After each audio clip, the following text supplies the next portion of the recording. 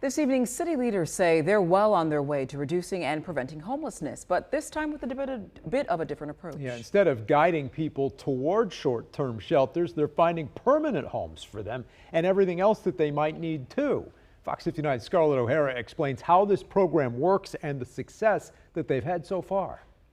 Leaders behind the city's strategy for addressing chronic homelessness, called Streets to Home Indy, say they've found permanent housing for 114 people, with the goal of helping at least 200 more by the end of its first phase. We as a community do not accept that people are living and dying on our streets, and we as a community need to find a solution. The solution, they say, is an evidence-based model never done before in Indianapolis. Outreach teams connect with people living in encampments, eventually closing those encampments down, but not until they found everyone somewhere to live, giving them 12 months of rental assistance, furniture, and any other services they need to survive safely. We're doing it with a type of quickness that we've never seen in this community, so housing people in an average of 27 days. The Coalition for Homelessness Intervention and Prevention leads the charge, helping cut through the red tape that places barriers on short-term options like shelters. What we have found is people don't take advantage of these things. These are people that are suffering and struggling in our community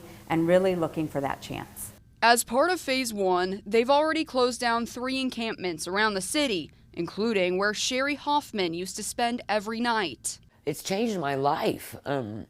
I wouldn't have lived out there another winter. Years ago, Hoffman says she lost her house in a fire, then her husband.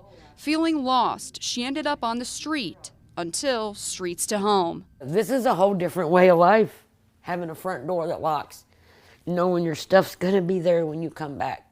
Based on other cities taking the same approach, CHIP Indy says they've tracked about an 85% housing stability rate long term. Currently, 98% of those helped in Indy have not returned to homelessness. Over the next couple of years, phases 2 and 3 will bring targeted efforts for people chronically relying on shelters and an expansion of homelessness diversion programs. People don't want to live and die on our streets. They want the safety, dignity, and comfort of home. In Indianapolis, Scarlett O'Hara, Fox 59 News. Now, this initiative doesn't come without challenges, especially as Governor Mike Braun signed Senate Enrolled Act 285 into law today. The law states that people are not allowed to camp, sleep, or use state-owned land for long-term shelter unless authorized, essentially banning street camping. If an officer identifies someone violating this law, they will give information on available services and resources, and any further violations could result in misdemeanor charges. Organizations that receive federal funds will also be required to report information regarding their efforts to prevent street camping.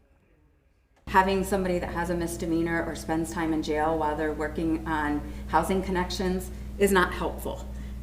So there are things in Senate Bill 285 that are going to be disruptive and add barriers to our work. We're not going to stop doing the right work, and we will work through those barriers.